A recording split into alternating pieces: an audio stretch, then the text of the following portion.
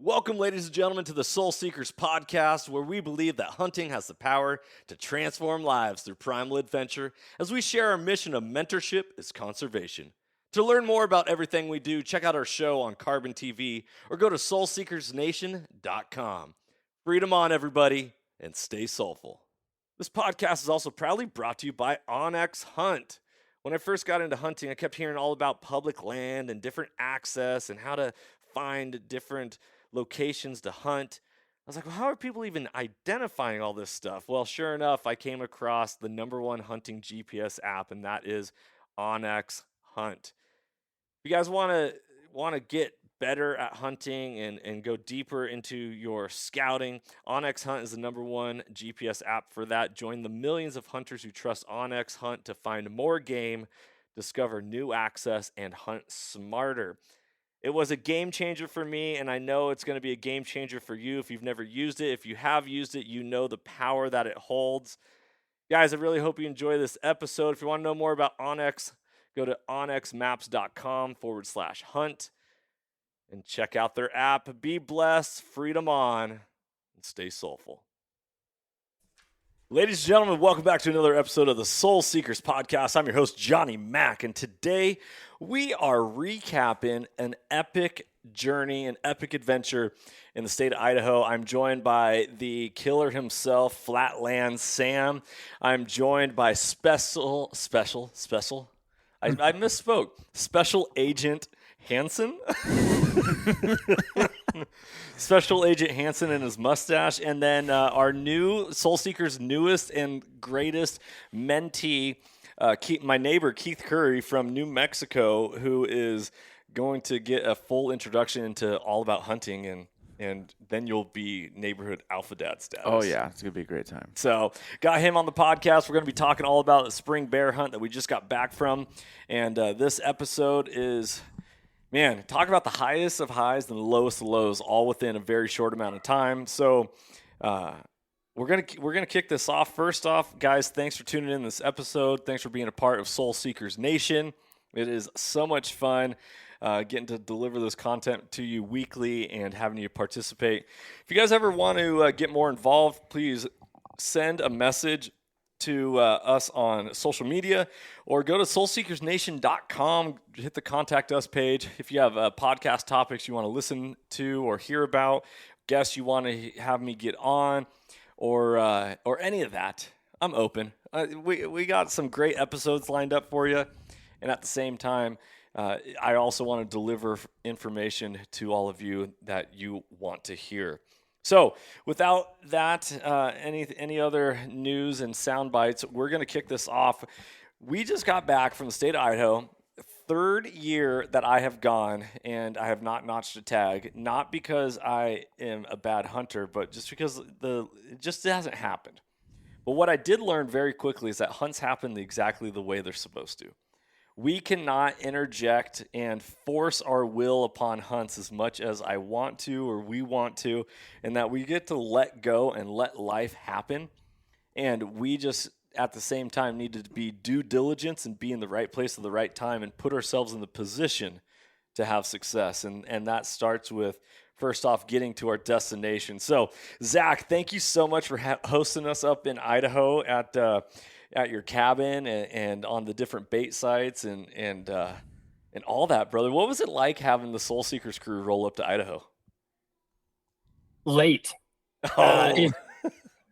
It's funny you talk about hunts happening the way they're supposed to happen, and for people listening, we won't say the city. You could probably figure it out listening to my podcast, reading my book, but I live at the end of a very, very long dirt road, and we had plans for you guys to get in very late Thursday night, and I'll let you and Sam maybe talk a little bit about what happened, but ultimately we almost had a day eaten out of our entire hunt because you guys didn't show up until about mid-afternoon on Friday. Yeah. Is that right? Yep. Yeah. Yep.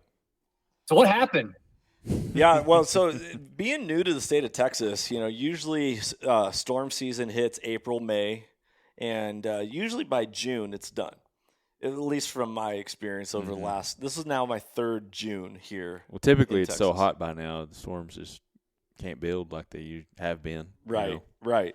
So we fly out, and it's been like the rainiest June or May on record for quite some time. Yeah.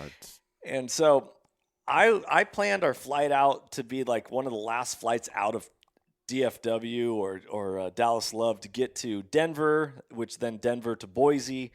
And I was like, oh man, we're going to get there to the airport early. We're going to fly standby. We're actually going to hop an earlier flight, and then we're going to get to Boise sooner than I even expected.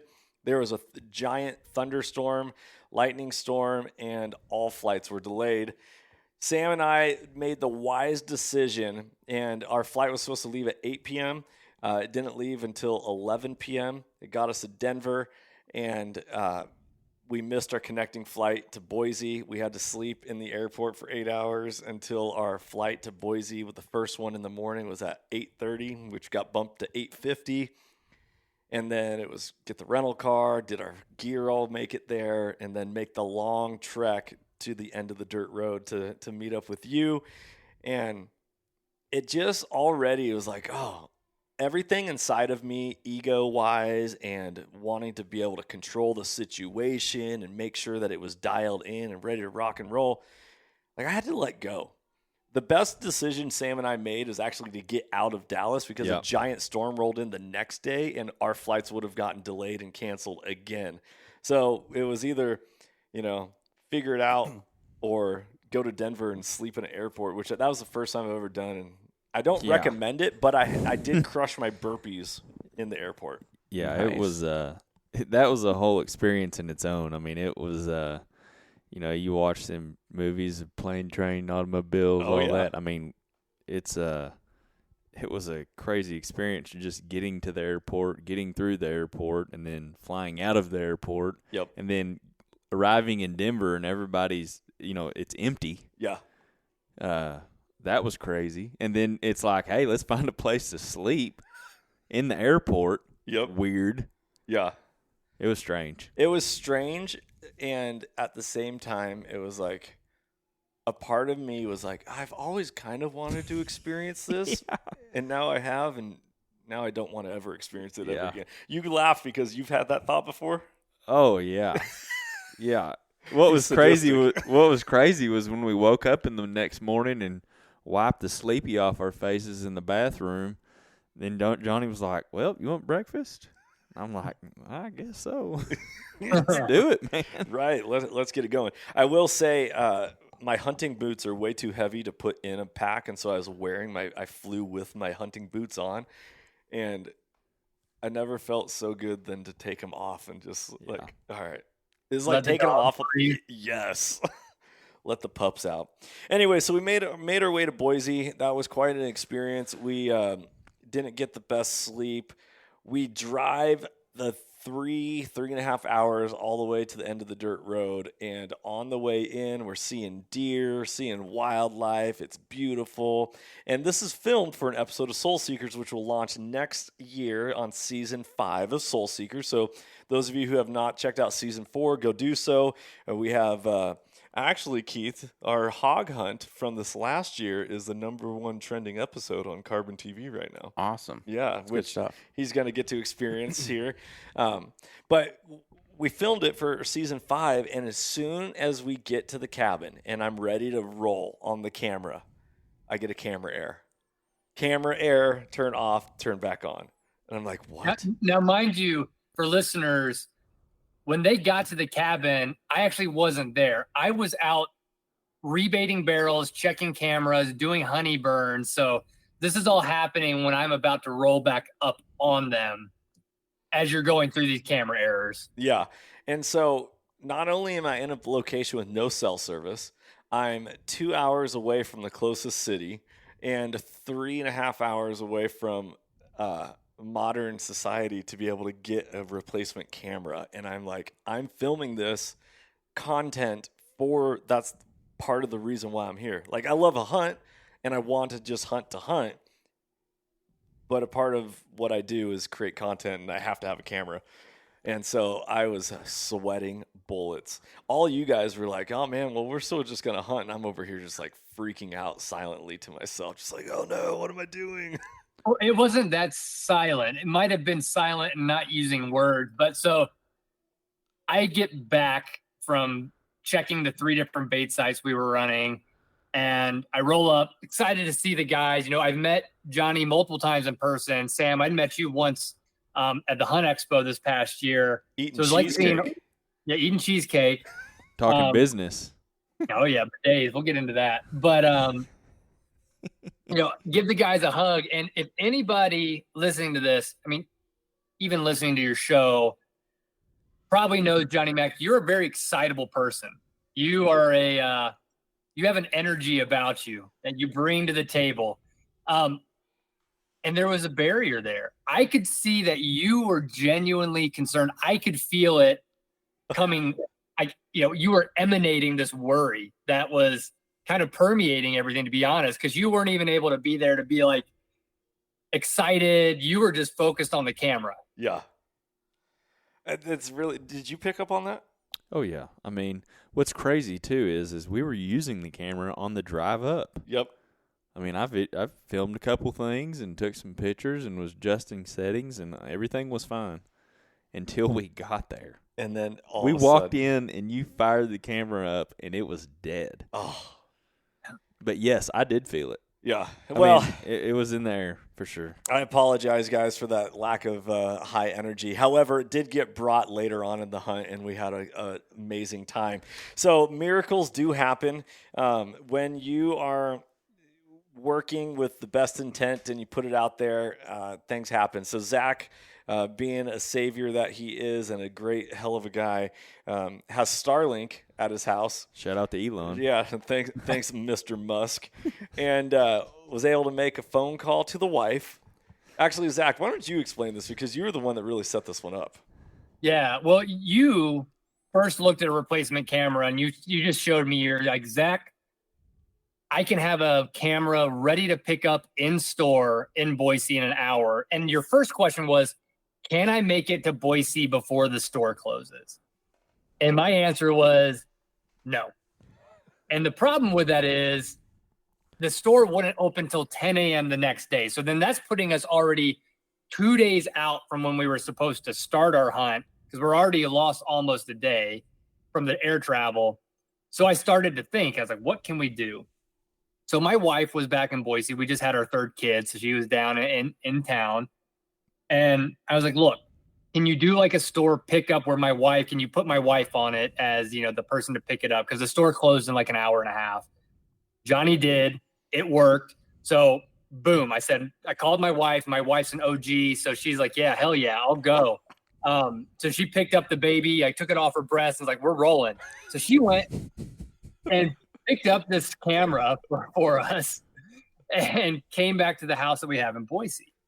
Now, the big question is, okay, Johnny, do you drive the 3.5-4 hours back to Boise, pick it up and do an 8-hour round trip? Or can we rally the troops and find someone to meet us at the second closest city, which is Idaho City, which is a 2-hour trip from the cabin? So thinking about it, I called in a favor to a good friend, someone that Johnny Mack met before at the Hunt Expo 2 years ago. And I just called this guy up. I said, hey, brother, what are you doing tonight? And he's like, nothing. And I said, can I call in a favor? And he's like, whatever you want. And I said, I need you to go to my house, pick up this camera base, and drive an hour and a half to Idaho City to meet Johnny Mack. And he just, no questions asked. Kyle Zabrowski, you're out there, fist bump. He's like, done and done.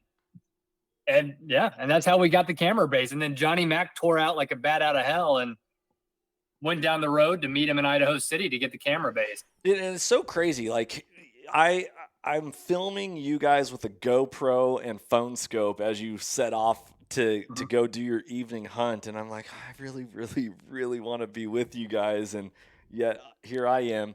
I just got done lack of sleeping for 8 hours in an airport. I haven't seen a bed. I'm exhausted. I've been flying. I just drove 3.5 hours all the way into the mountains. Now I have to go drive another 2 hours back out and 2 hours back in. I was absolutely exhausted, and that was the last thing I wanted to do. But knowing, I was like, okay, when's daylight? Okay, if I get the camera, I can be here in time for them hiking out, and I can film them. And so I haul balls in that rental car, just ripping these mountain roads, just Oh gosh.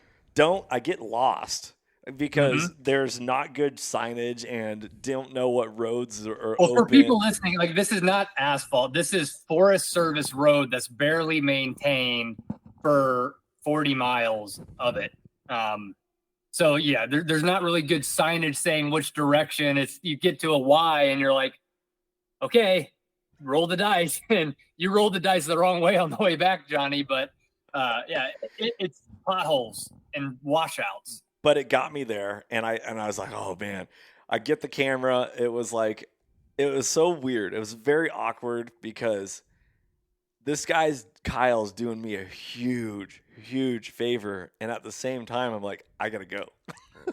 Like, Kyle, thanks for being up here, man. Really appreciate it. Yeah, how you doing? Yeah. Okay, well, see you, man. See you later. And so he luckily was having dinner with his family. I get in the car and I just rip it. And I'm like, okay, I got to get all the settings on this camera. I got to get ready to rock and roll. I get back to the house. It's daylight still. I feel like there's like 20 minutes left in daylight. I'm like, perfect. So I get the camera ready to rock and roll, and I'm just sitting and waiting. I'm waiting for headlamps coming down a trail. I'm looking for any sign. And sure enough, all of a sudden, I see headlamps coming down off the mountain, and I'm like, oh, okay, sweet. But I don't hear much cheerfulness. As Zach said earlier, I bring a lot of personality with me, so I have a lot of banter. There's always chatter. Obviously, when we're hunting, we're quiet. But when it's not hunting hours, we're getting after it, and we're getting after it in a really fun, energetic way. And I'm watching these guys come out, and I'm like, man, they're not really saying a whole lot. I was like, what is going on? I haven't necessarily shared this with you guys yet. So I'm filming, and I'm like, you're really quiet. And I was like, well, how was it? And they were like, well, Sam shot a bear. And I'm hold on. It might be worth rewinding to the point where you left to go back down to Idaho City, because what we didn't really say was, when you left to go get that camera base, Sam and I did decide to go and hunt the bait barrel closest to my house. And, it might be good for Sam and I to talk about what we did when we went up there leading up to that, and then coming back to what you saw when we came out of the woods a couple hours later. I agree. Go ahead, lay it on us. Because Sam, you and I, we've met once over cheesecake before. And now we're in a position where we're both holding suppressed rifles. We're decked out in our camo. Johnny's all pissy because he's all got to leave us. But you and I are still psyched. We're like, we're going to go hunt. Dude, we were super pumped. We had another thing is we had twin rifles. We were twinning. Matching. Yeah. Seekins, shout out to Seekins. We both had loopholes. Seekin Havocs, different, chambered in different, calibers, but nonetheless suppressed, loophole scopes. We were on it. We were like both bald. We were beautiful, man. Let's hit the wood. I just didn't have the stash going, but next year. We can fix that next time. Year. Anyways, but yeah, it was great. So we walk off. So I'm just curious. So like where I'm at in Idaho, right? I'm very fortunate, and I think these guys would probably agree now. The game animals that we have, but in the weeks leading up to this hunt, I've been working with a friend, and we've been baiting a couple different sites and keeping things going. I've been sending pictures of bears to the guys. We'd had several big bears in, mostly at night, some starting to skirt the hours of, end of day, which is what we were hoping for in this scenario. But it's not a long trek up and over the mountain to get to it. But when we started going up that hill, Sam, I'm curious because I saw your face, but you're stoic, man. You don't complain, you don't do anything. But what were you thinking? He's serious. Yeah, there we go. Serious. Sam. Well, I mean, when we got to that first stump where you have your sign about traps, and I looked up that, literally vertical elevation, not a whole lot of length to the elevation, but very steep. And I'm just about like, a quarter mile steep. all I'm thinking is like, man, here we go. Like, this ain't Texas. I'm telling you. This is why you call it flatland, Sam. It was not flat. It was not flat. It looked literally like I was looking up in the sky. I'm like, all right, here we go. And I told Johnny this last year. I said, my biggest thing is I will not have somebody wait on me. You're not going to wait on me. I'm not going to have you stop and wait on me. So I was like, all right, I'm not going to have this. Zach will not wait on me, you know. And I didn't, for what it's worth. We clipped up that hill too, and we looked back, and I looked at you one time, and you weren't talking. Not a lot to say. You were either taking in the scenery or out of breath or both. But at the same time, like it's a little jaunt. But nonetheless, we get up and over the saddle. And, my goal was obviously we're going in quiet, but at the same time, this was going to be an area we may be hunting for several days. So I was doing my best to quietly orient you to the space because, and we'll talk about baiting and some of the things we learned, some of the things we would change moving forward. But this base site turned out to be one of the better ones because it kind of sat in a bowl at the top of this drainage where the wind was good, where it would take scent down a drainage and there was water at the bottom. But what we did is we got up and over. I oriented you to where everything was, and we went up and over to the other hill, which was another steep, straight up hill. And we had a little spot that had some natural deadfall that we kind of used as a blind to sit, 50 yards, 51 yards back from the barrel. Yeah. Probably at a 20-degree angle facing down. Right. Yeah, it was perfect. Yeah. And we got up there, and with all the best intent, with the cameras we had, which – we didn't say, but there's another videographer that is in my little town who let us borrow another camera so we could potentially get something on camera.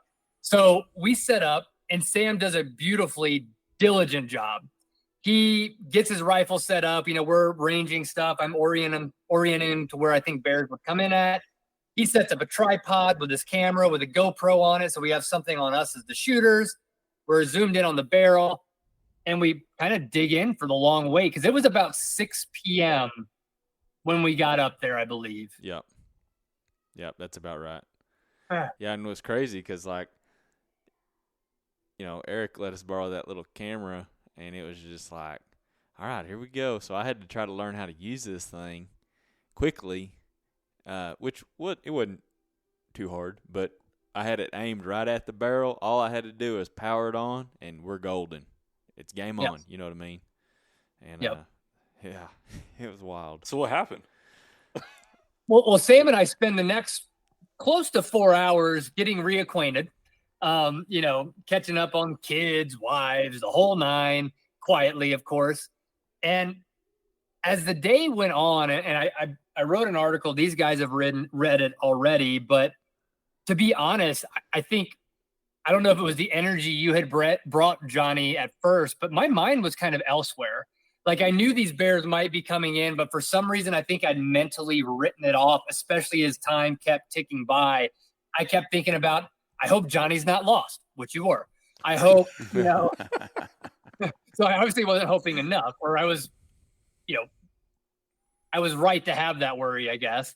I was thinking about what we were going to do for dinner that night, where we were going to hunt the next few days. And we're sitting there, and Sam and I look at each other when it got to be about 8:45.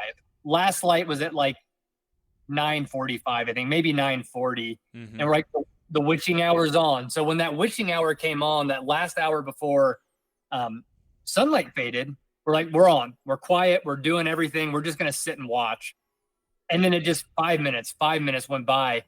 But then, like money, 9:15 p.m., I'm looking at the barrel. Sam's off looking somewhere else, but I get that elbow in the side that every hunter knows is it's on. And I look, and I'm above Sam, so I'm kind of looking down at him, down this drainage, 100 yards from the barrel, and Sam goes, bear, big bear. It's like he couldn't speak anymore. It was just bear, big bear. And Sam, I'd love to hear from you what you thought when you saw it, because I couldn't find it at first. You were pointing to it, and I forgot my glasses. And I'm terrible in last light without my glasses. So I was struggling at first. I thought maybe you were seeing things. Yeah, so I don't know how I spotted it. I want to say it moving up the drainage is what caught my eye out of my peripheral, but it happened so fast. I mean, as soon as I spotted it, I looked at it, I just saw a large animal, and I knew it could only be one thing. Just, you know what I mean? And I was like, oh, that's definitely a bear. So that's when I nudged you, and I said, hey, man, I got a big bear over here. Well, you're looking, and you can't find it. Well, it was moving in and out of that thick brush. So you could see it for a minute, and then you couldn't. And then all of a sudden, it stopped to where we could both see it. And you said, oh, gosh, Sam. He said, if you get a clean shot, you better take it. You better not pass it up. If you get a shot at that bear, you better take it. And you were going to pass it up? Well, here's the deal. I love he's so serious. it crossed my mind. This was the first afternoon. We had just gotten here. We hadn't been there for no time. Yeah.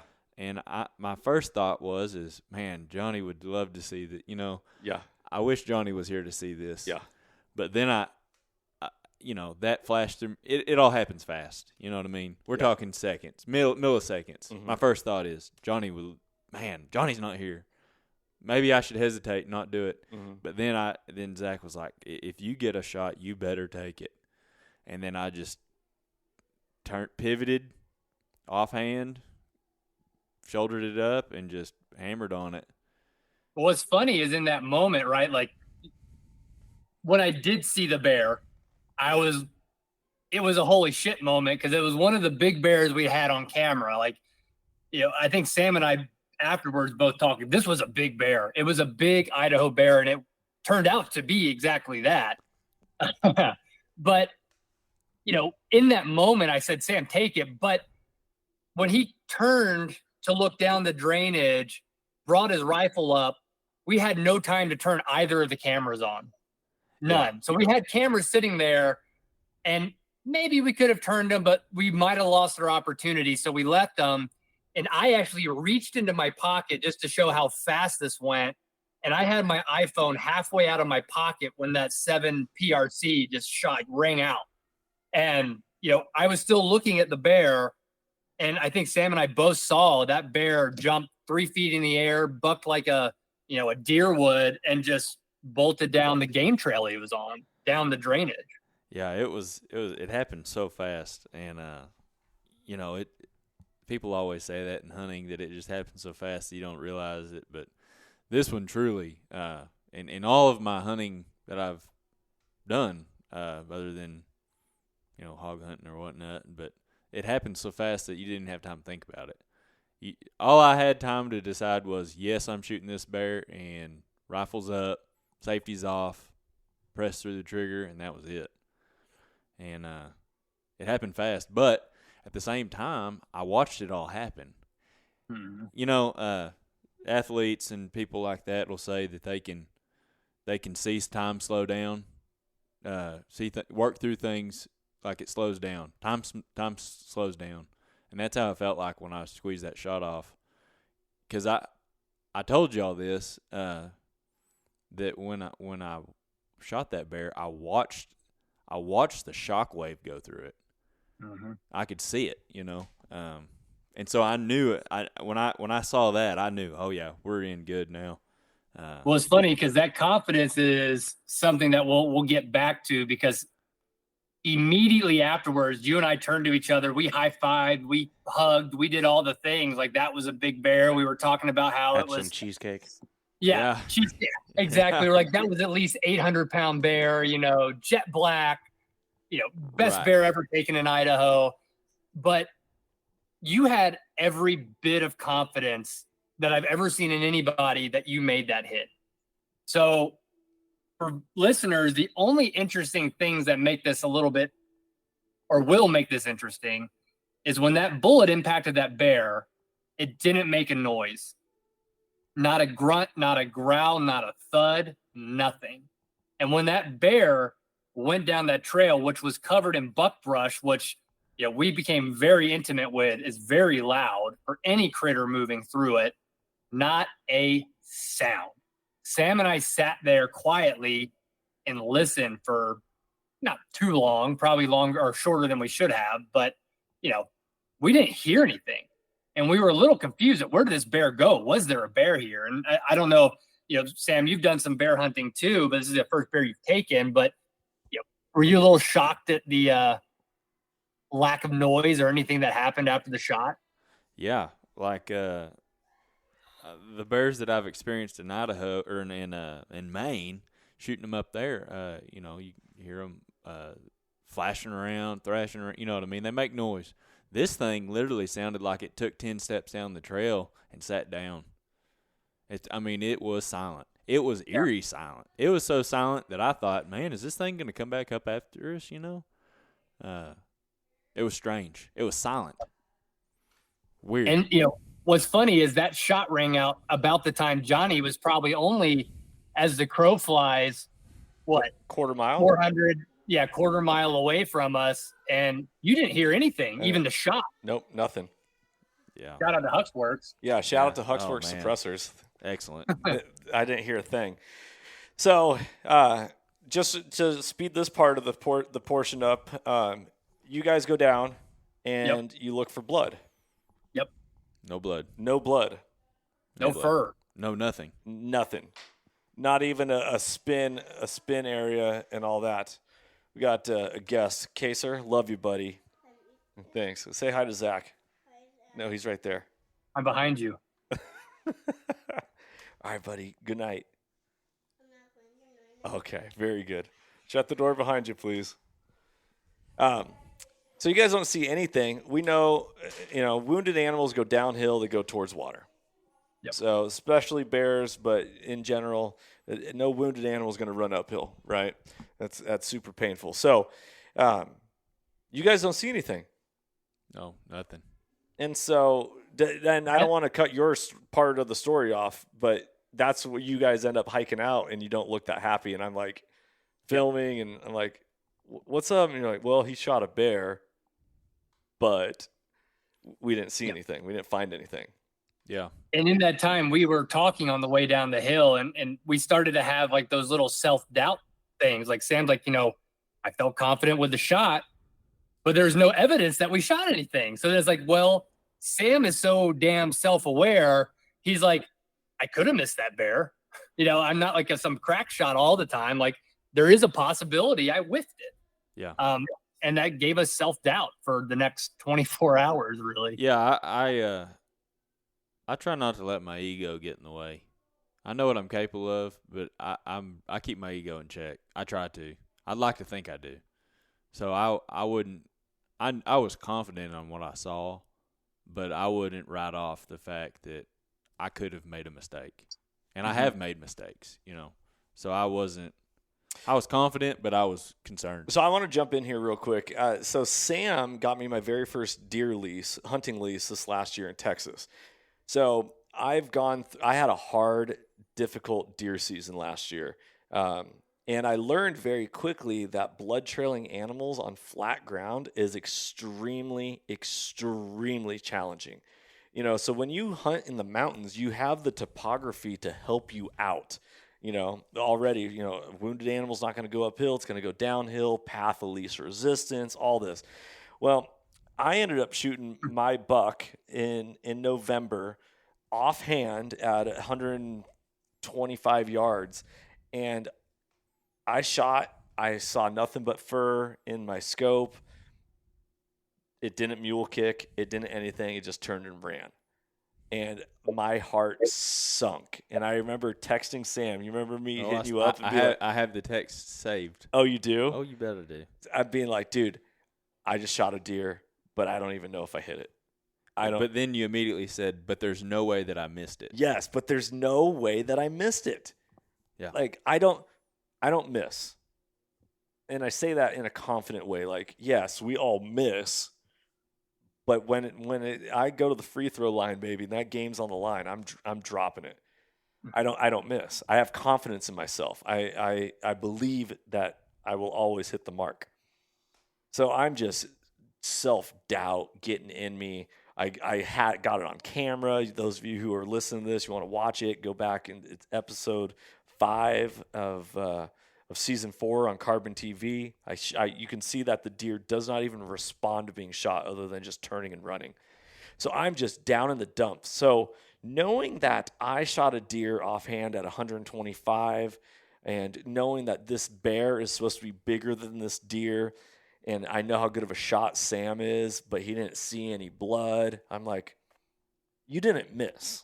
Like, I knew you did not miss. Mm-hmm. And I knew that going after a wounded bear, from my experience of bear hunting, is you do not want to push an animal. You do not want to push a wounded animal.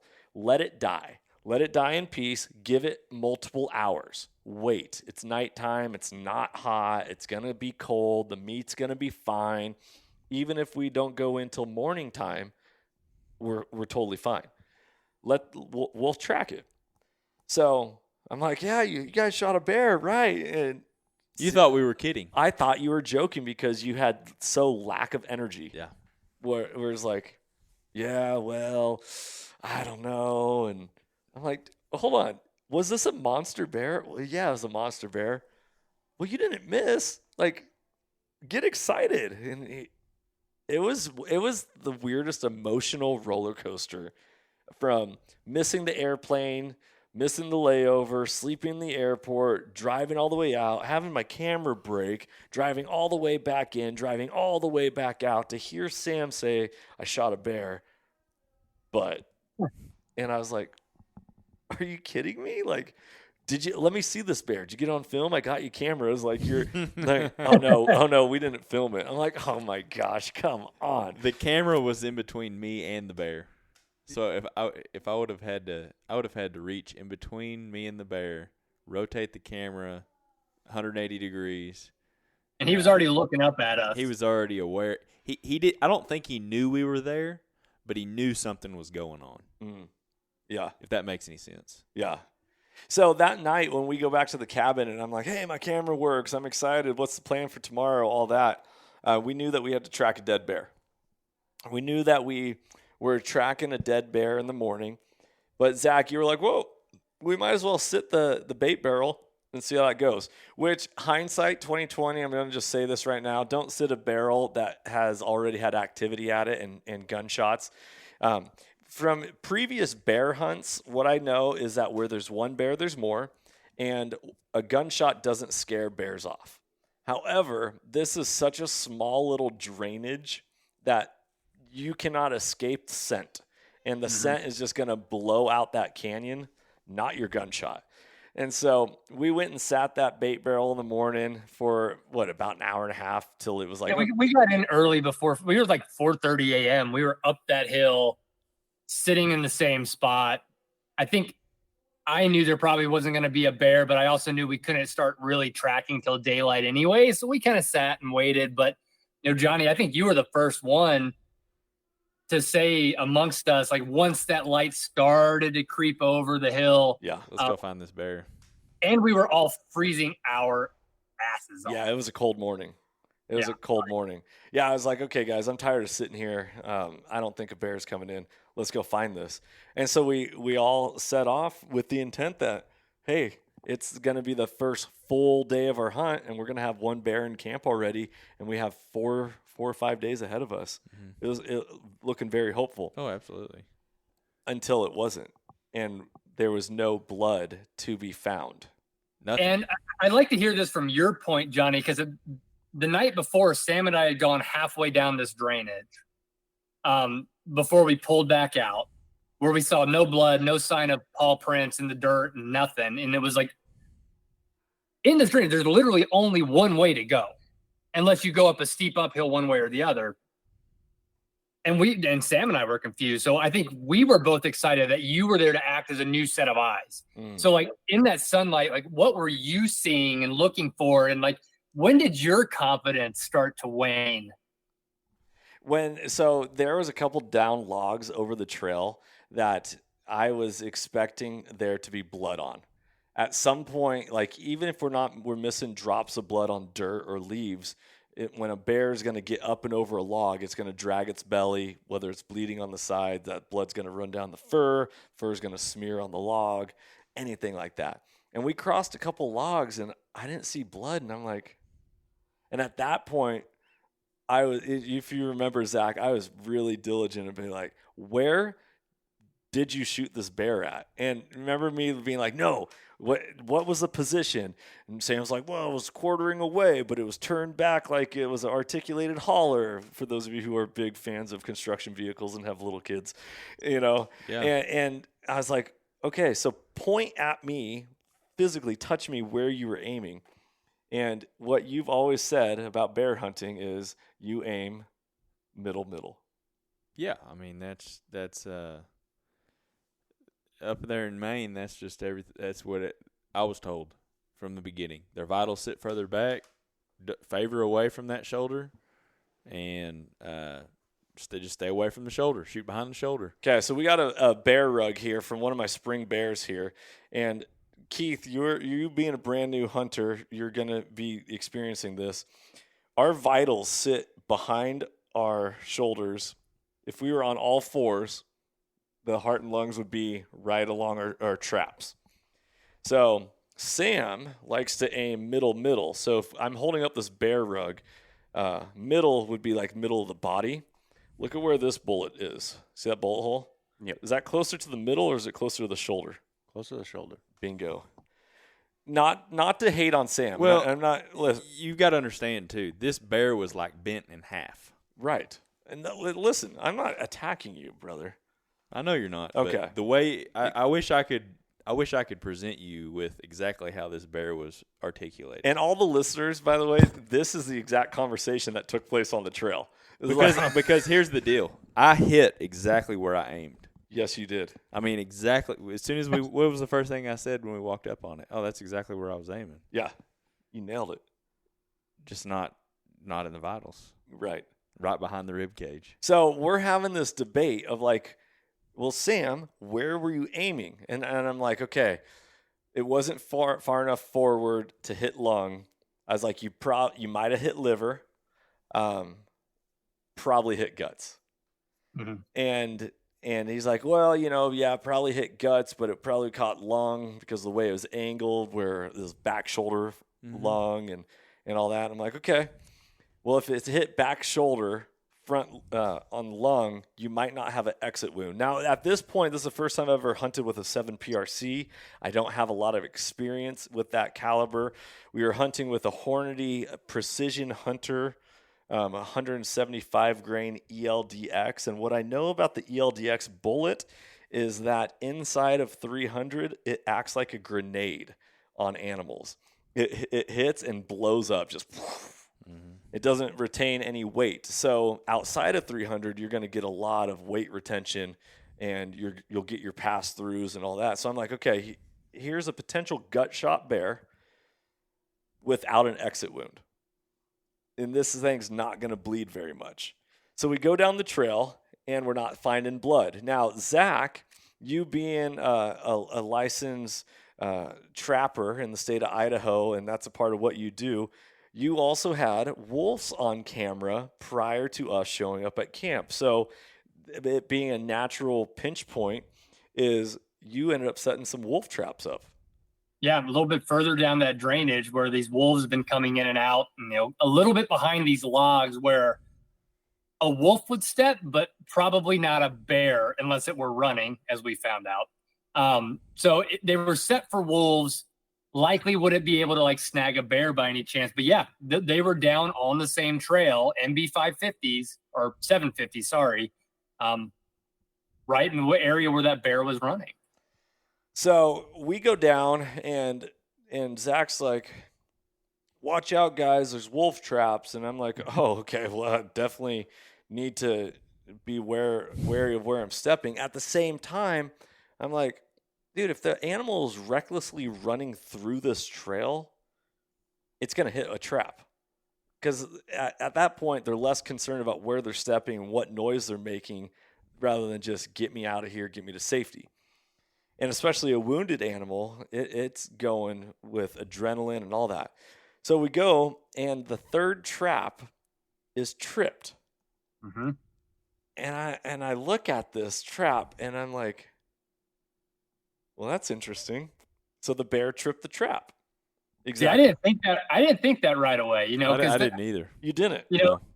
Well, and it should have been obvious, hindsight being what it is, but sometimes deer can set those off, and Sam's traps a lot. So I think he was in the same mindset as me. Like, it could have even been a fox. Like, the pan tension's so light on those things, like a pine cone could have fallen out from a tree and hit it. So when I come up on a sprung trap without an animal, without fur, or without anything in it, which was none of those things were in this trap, my mind just like something tripped it. It didn't even go through my mind that bear running out might have hit it. I didn't even think it one time. Oh, that's funny. I was like, this is a bear trap. Like, bear stepped it. But the thing is I wasn't in the frame of mind to process this, because this is when it comes to tracking an animal, you don't typically interact with traps when you're tracking. So I'm thinking, okay, even if this bear set this trap off, the easiest, most obvious path is still straight downhill. And I'm like, okay, Zach, well, is there water down there? He's like, yeah, there's a creek down there. He's like, okay, well, this bear is going to go to water. And I'm not getting the whole picture as of yet. But we end up not seeing any sign of blood. Nothing. Anything. And I'm like, well, guys, we don't really have a whole lot to go off of. So we could just continue. And for viewers, like, when we got to that trap, like, that no blood, like, we fanned out. Like, we were up kind of on the hillsides. There was aspens. There was a lot of buckbrush, and we were walking all of it. Yeah. Yeah, we spent probably 2 hours. At least 2 hours. Looking for the first sign, and which we didn't get. And at that point, it was like, well, okay. Guess I missed. I guess Sam missed, and it is what it is, and let's go pack out, and let's continue on with the hunt. We don't have any notch tags. Let's keep going. And it's about lunchtime where we're all sitting down eating, and looking back at it, I feel like I was grilling you a little bit about your shot. You were 100% grilling. Did you think that, Zach? You were investigating. I would 100%. Yeah. I don't think I picked up on that. I think I was in my own world of questioning us leaving that mountainside. So I think you two were doing a lot of talking about the shots, and I was just sitting there thinking, I'm like, that bear is going to be up there. So it didn't register for me, to be honest. Yeah. But you picked up that you're like, man, well, J-Mac, like, lay off me, man. I had just come to the conclusion at that point. I mean, if you don't have blood, you don't have fur, it's a miss. Yeah. I mean, that in all the hunting I've ever done, that's what I've experienced. If you don't have anything to go off of, either something went crazy wrong or you just flat out missed. Yep. And I mean, I've missed. We all have. I'm guilty of it, So that's, I mean, at this point, I was like, hey, I guess I'm not too good to miss, so I guess I missed. So, and just to, because I'll be Sam's fluffer. Sam he doesn't miss. Sam doesn't miss. And this is the conversation we were having at lunch. I was like, you don't miss. I was like, how far of a shot? He's like, 100. I'm like, and this goes back to my deer story of shooting that deer offhand last year, where it was split second, like, grab the gun, put it up, get it stopped, bam. You don't miss those shots. No. You don't miss. And so I was like, okay, you hit this bear. There's got to be sign. So I'm thinking that at the same time, I'm like, well, this hunt is already happening the way it's supposed to happen.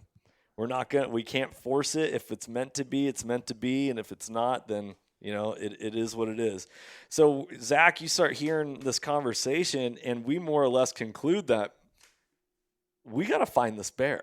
Well, yeah, I think we all kind of came to that conclusion ourselves. Like, everybody in our little group, whether we were voicing it out loud, had the intuition that there was a dead bear on that mountain.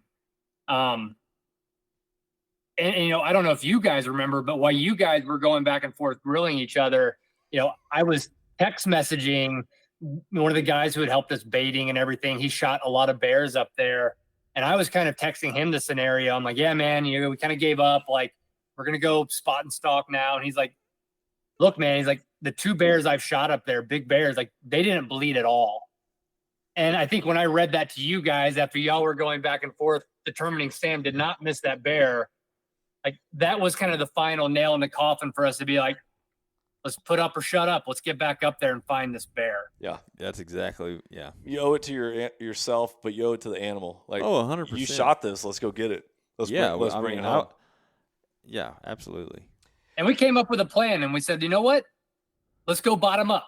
Like, let's do the opposite of what we did. Maybe we'll see something different. Because, Johnny said, even if it hit that wolf trap in our minds, again, turned out to be wrong, it would go downhill to water. So we figured if we start at the water and work our way up, maybe we'll see something different. So that's what we loaded up and went to do. So we ended up making quite a long hike all the way around this mountain, all the way to the drainage, to the water, all the way up this drainage to where we were expecting to find a dead bear laying somewhere. Like just obvious. And this entire time, I in my head, I'm like, I can't wait to be the person that gets this yell out, "Dead bear!" Like I wasn't a part of the hunt. I didn't see the shot. I never saw the animal, but I want to have my portion of be a part of this hunt by being the person that gets to find it, lay eyes on it, and yell, "Dead bear." And you were kind of leading the way so you could be that guy. But I do have to say this one thing, and I think as a takeaway, one of my favorite parts of the hunt, when we were going up that drainage from the bottom, we split across the creek. Sam and I were on one side, you were on the other. It was still kind of a steep drop off into this creek. So we could kind of see rim to each other. And Sam and I got up a little in front of you when we were looking, and we glassed up a bear den, like a no shit, perfect bear den on the side of the hill. And we're like communicating like we're GIs in Vietnam by hand signals. And we're like whistling to each other. I'm like, Johnny, a bear den. And I'm motioning to you because you're about 15 yards from this bear den that, maybe this bear's holed up in and injured. And I'm trying to tell you to rack around, which you do. But like a boss, Johnny racks around and he goes in sport mode by flipping his hat backward.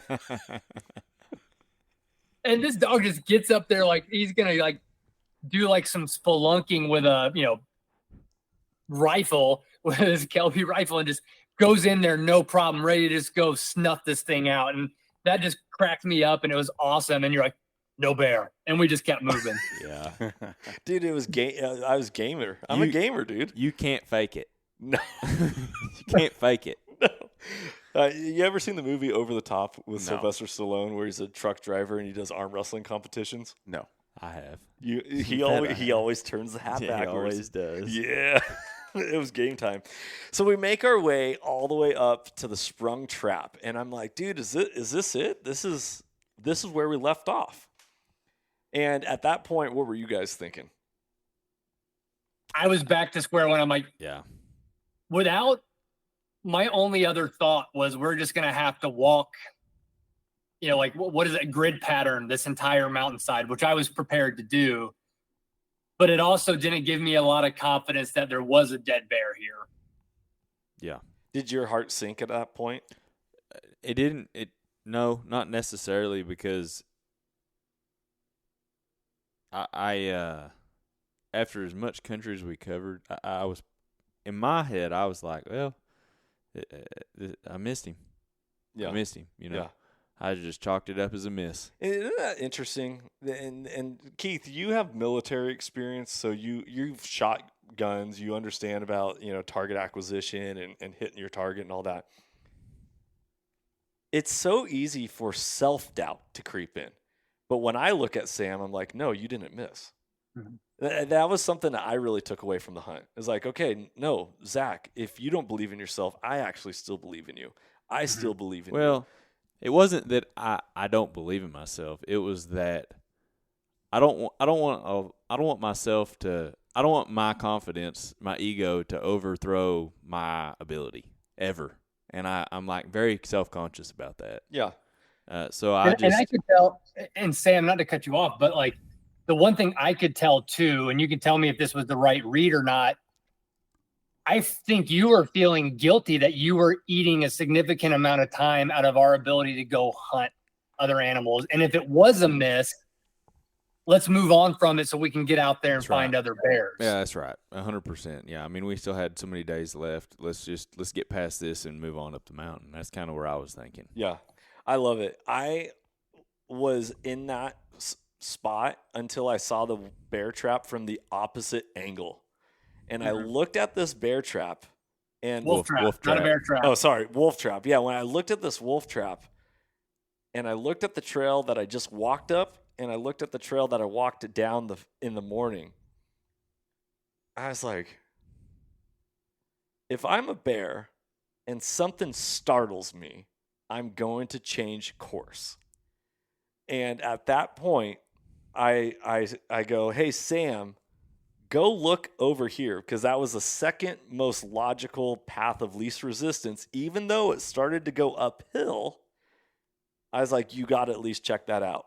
And it was a little bit of a defined game trail too. Not big, not as big as the one it was on, but it was almost straight uphill, like what Sam and I were talking about when we first hiked up to the barrel that first night. You know, you're looking up. So like completely illogical, but a path. Right. Yeah. And everything that we know about tracking animals, they go downhill if they're wounded. Mm-hmm. Unless they are startled once again, and then they have to shift course. Yeah. So when I say, hey, Sam, go look over there, and you were like, I'm just going to do this just to do it. No, I was like, well, I mean, looking at that trail, I'm like, all right, not a lot there, but might as well, you know. I mean, we're here. Yeah. So I walked up that trail probably, I don't know, 10 or 15 yards, and I'm like, well, really to the first down log, right? Yeah.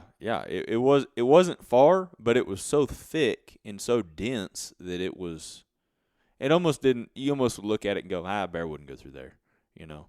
But they can get through anything. Yes, they can. And we learned that.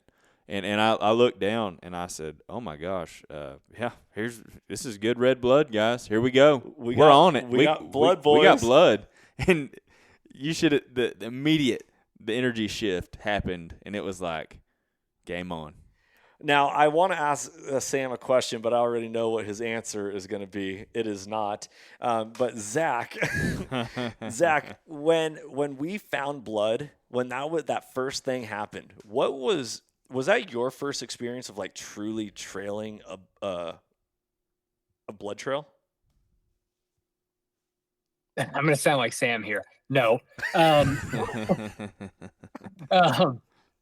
I've trailed animals before, never this is the second time actually on that same hillside that I've had to track a gut shot bear. So that first bear that I shot out there was holed up in buckbrush just on, the side of the hill that we initially went up to go get to the barrel. And that was hard to find a bear. So to be honest, I've tracked bears out there. And when we found that first blood, and as Sam said, it was going up into some of the nastiest, gnarliest, deepest, dankest crap you could ever think of. My first thought was, shit. Right? Yeah. Like, it's on, but it's on. Like, we're going to be here for a hot minute. Yeah. See, and what's funny is when I saw first blood, when you said first blood, I was like, oh yeah, we're gonna find this we're bear. finding this bear. It's you had the same confidence in yourself that Sam did right after he pulled the trigger. Yeah. So this bear defies the odds. It goes uphill only because it got diverted because of a sprung wolf trap.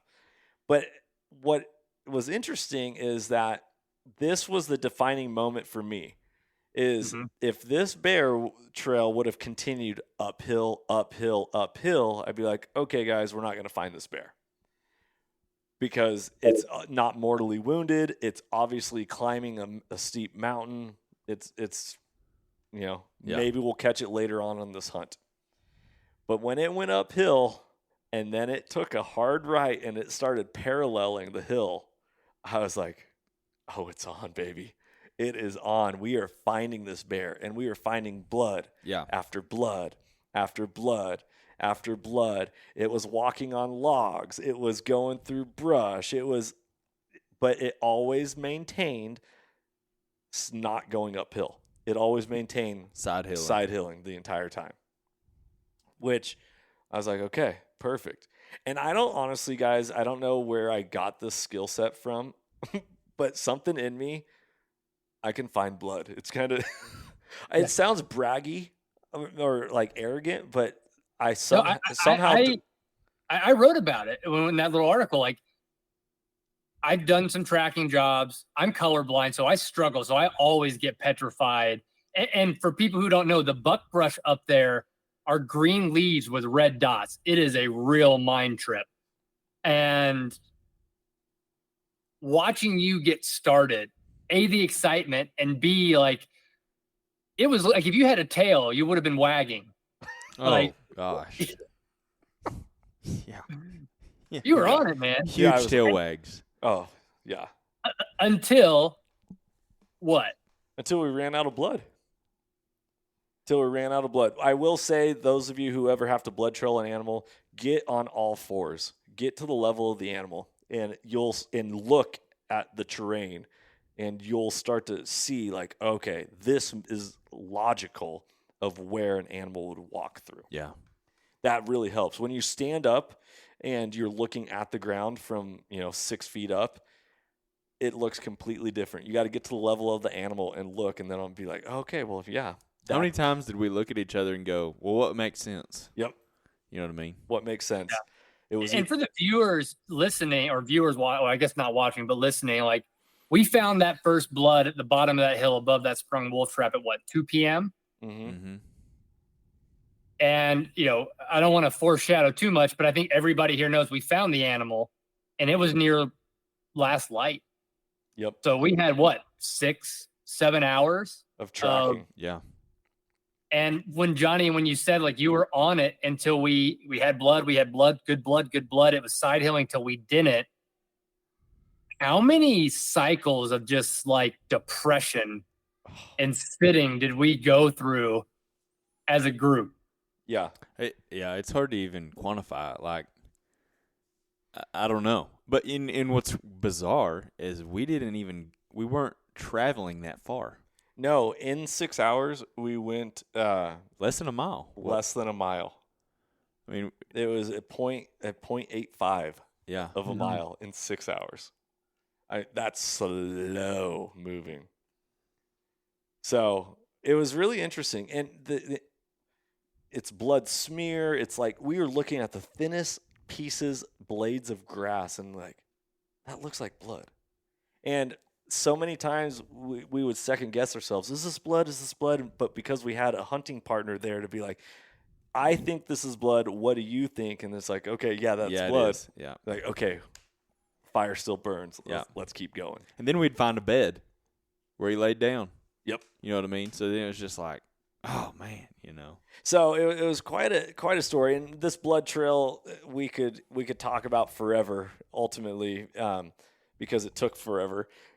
The point is that what I learned very quickly is that if you surround yourself with people that are going to constantly build you up, you're never going to get let down. When that goes with hunting partners, that goes with good neighbors, good quality friends. That you are the sum of the people you keep around you. And if you're going to keep around you high-quality individuals that are going to build you up, not tear you down, then anything truly is possible. So when I would get depressed and be like, man, you think there's enough light for us to go sit a different barrel tonight? Or Sam's like, oh, man, I don't know, guys. It's just not there. Or Zach, you going through what you were feeling to the point where we're singing praise and worship songs to lift our spirits and just like doing whatever we can to keep our head in the game. Now, you hearing this, Keith, knowing that you're going to experience a hunt at some point with us, but also being former military and current law enforcement, you know about that team aspect. You know about going through the suck. Oh, yeah, absolutely. And having to lean on the people around you. Is this bringing up some like, oh, yeah, I know exactly what you're feeling right now? Yeah, somewhat. I mean, there's a completely different realm that I'm not even remotely familiar with. when I was in New Mexico. I was on the SWAT team out there, and when one of the guys left, he gave the analogy of leaving is we would get a call out, and it'd be out in the mountain in the middle of the night, in the dead of winter, because that's when criminals like to actually do stuff, is when I'm in bed comfortable. Yeah, nothing good happens after midnight. Yeah, you get there, it's snowing sideways, it's single-digit weather, you're tired, you're grumpy, you're upset that you got woken up and you had to drive out to the mountain, and you start to walk off into the snow, and all of a sudden you look to your left, you look to your right, and you see your teammates. And it's like right then in that moment, everything's going to be okay. Love that. Yep. And it was great too, because we had that. And one note that was extra special to me was in that time frame, each one of us had a particular moment where we were keeping each other going the whole time. But there was a moment where, Johnny, you and I were dejected. Sam was kind of going off, crawling on all fours. He found blood. You and I had largely not given up, but we were dejected. We were kind of mentally removed. Sam was in it. He found blood. Mm-hmm. There was another time further on where Sam and I were a little dejected. Johnny, you were out in front. You weren't giving up. You found blood.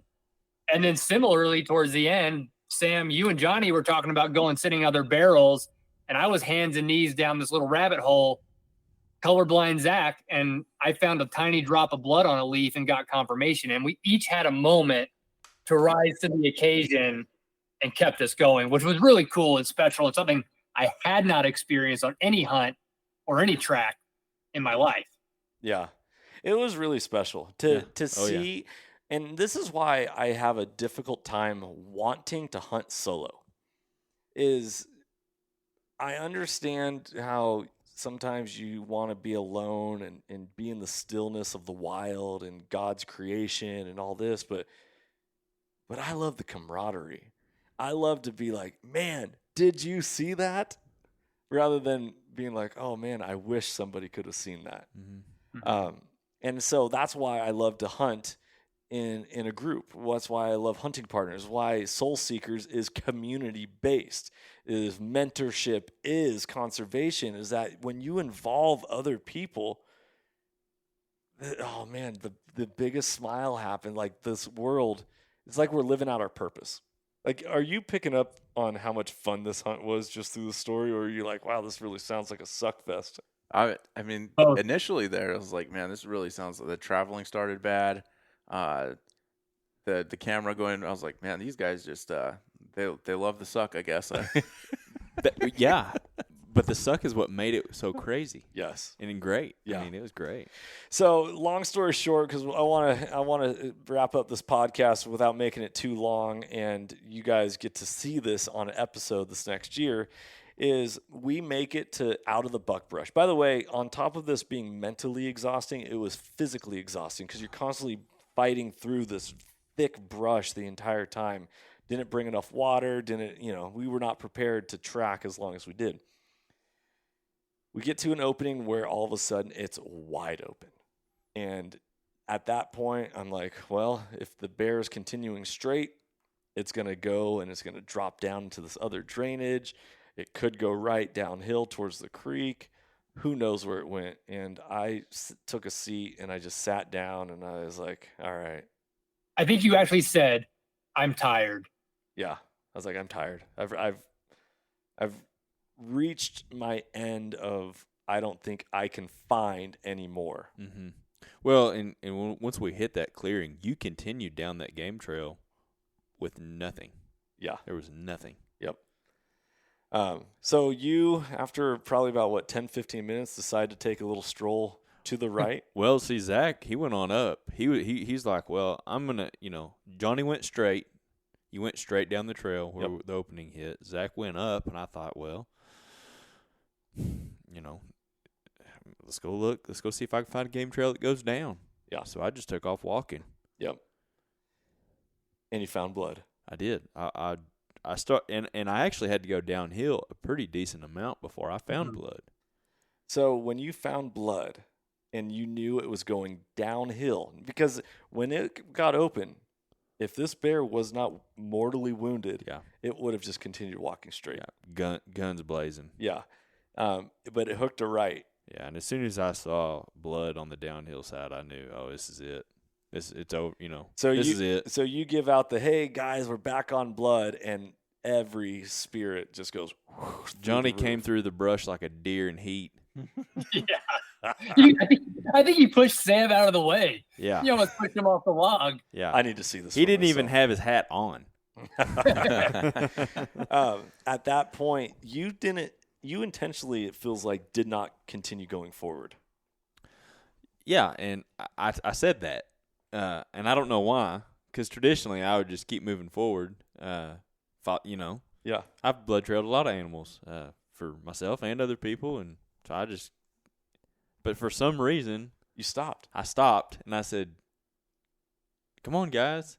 And Johnny, being Johnny, took the lead, which was fine. I mean, I didn't have any problem. We're all useful, so let's keep it rolling, And I pull out my binoculars. I think I see something. I seen you look down the trail. You looked at me, and then you pulled your binoculars out.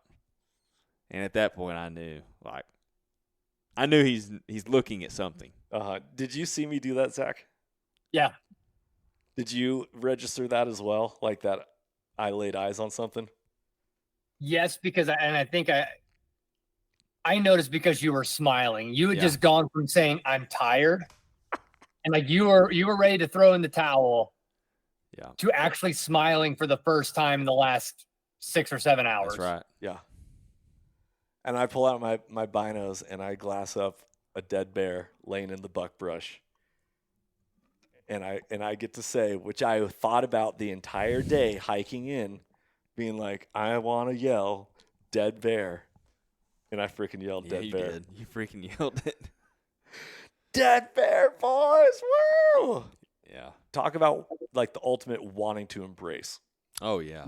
Like if you're not a hugger, I don't know how you could not hug in that moment.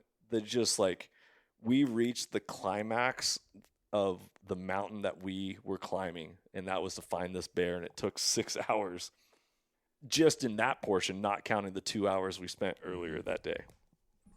So after 24 hours of this bear being shot, we finally got to lay hands on it.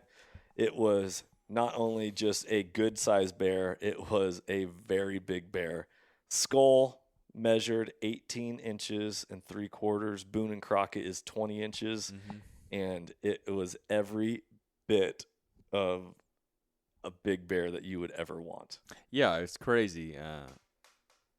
We had this conversation on our travels up there. You're like, all right, Sam, what kind of bear are you looking for? And I'm like, man, a legal bear that's mature, preferably a boar, Yeah. And you're like, well, what color do you want? And I'm like, well, I'm not real worried about it, whatever I'm presented with. Yeah. Well, I just so happened to get presented with a huge bear and capitalized on it. Oh, I love it. I love it. Well, I'm going to, for the sake of this, save the rest of the story for the episode that will air next year. Zach, if you want to add anything, feel free to hop in here. But what was your final conclusion on that? I think I mentioned to you guys, I am not a hooting and hollering type of guy. Like, I don't get very excited, but when we laid eyes on that bear, like, I let out a real hoot as we like embraced. Like, we yelled on the side of that mountain, like uncontrollably. And that's not a feeling that I could even say I've had more than 5 times in my life. Right. And I think that's what's special about it. And obviously there's way more to the hunt, the breakdown of the animal, and that'll be in the episode. And that's really cool. But, that dedication to trust your intuition, to surround yourself with people who will go to the ends of the earth to try and find something, that's what's special. And that's what stood out to me. Yeah. Talk about the bonds that you build and that will last through the blood, sweat, and tears that you experience with other people. truly phenomenal. Well, Sam, you got redemption on the woods of Idaho. We took you the furthest west you've ever been in your entire life. You finally got to notch that tag. Zach, you're an amazing host, and you are now officially a part of Soul Seekers Nation. You are one of the team members. We're actually going to have to get you up on the website, bro. We're going to, make you, Western regional manager of Soul Seekers. Keith, it's so much fun having you be a part of this podcast because we actually had, you guys don't even know this, my very first spring bear hunt I ever got, which was episode 1 of Soul Seekers, which placed third place in the Badlands Film Fest in 2021. That bear, this hide that we're holding up right here. I did a post-hunt podcast recap on this, and we had a mentee sit in on that podcast who then later on ended up learning how to hunting with us and having great success. So it's really special for me to see that you're sitting here because you're going to get to experience this, and it's going to transform your life. Absolutely, yeah. So really looking forward to it. Zachary, for those of you who I didn't say this at the beginning of the podcast, Zach is the author of the book Turning Feral. It is, I believe, top 10 on Amazon in outdoor books, and it is a phenomenal read. It's a modern journey of hunting, trapping, and living intentionally in the wilderness. Zach is a phenomenal author, a phenomenal human being, and tells a heck of a story, which, by the way, even you sharing on the podcast, and I'm like, dude, you'd make a great podcast host, which you're also the host of the Okayest Trapper podcast on the Okayest Hunter Network. So go check out his podcast, go buy his book, support him, support his family. We're going to be airing this episode this next spring on Carbon TV. And if you got any other questions, drop us a line. Love to help you. I'll be giving another bear hunting seminar this coming year, which, Sam, you now will get to share a whole lot more about it with your experiences. But Zach, brother, thank you so much for hosting us. And thank you for coming, man. I'm glad you got to experience a little bit of heaven that we get to call home up here in the backwoods. Yeah. There's a reason why they call it the Gem State, huh? Yeah. There's some gems. Very special. We really enjoyed it. And my wife can attest for all the stories that I told her. She was like, that sounds amazing. I love it. Well, listeners, thank you so much for checking out this episode. If you are interested in more episodes, you can go find us on Apple iTunes, Spotify, Carbon TV, YouTube, and every other place you listen to podcasts. Go check out Season 4 of Soul Seekers now on carbontv.com. You can download the app on your phone, on Apple TV, Roku, Chromecast, Fire Stick, all those other things that is a smart TV. And then also, if you ever have topics or any guests or anything you want to connect with us, we'd love to interact with you a whole lot more. Find us on social media. Go to our website, soulseekersnation.com. While you're there, check out the online store. Pick up yourself a hat, shirt, stickers, swag, whatever. And love to just continue building community. Remember that hunting has the power to transform lives through primal adventure, and you can never outgive good, as mentorship is conservation. Be blessed. For Johnny Mack and the boys, freedom on, and stay soulful. If you enjoyed today's podcast and want to support the show, you can always like, share, subscribe, and leave a rating, as it helps us share our mission of mentorship is conservation. Thank you so much for tuning in and being a part of Soul Seekers Nation as we transform lives through primal adventure. If you want to get more connected with the podcast, check out the Soul Seekers Nation Facebook group, as I look forward to connecting with you on the next episode. So stay tuned and stay soulful.